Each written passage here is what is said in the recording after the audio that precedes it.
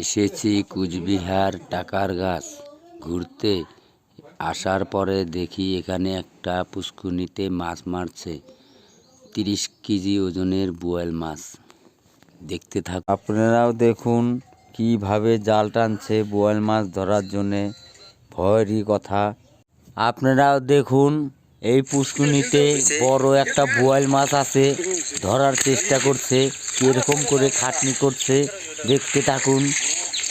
বোয়াল মাছটা ধরার জন্য কত লোক দেখো জাল দিয়ে ঘেরা দিছে জলে।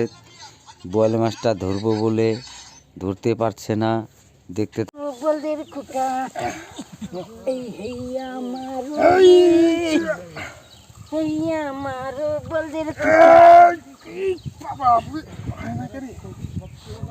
বোয়াল মাছটা ধরার জন্য কত চেষ্টা করছে, টানাটানি করছে জাল।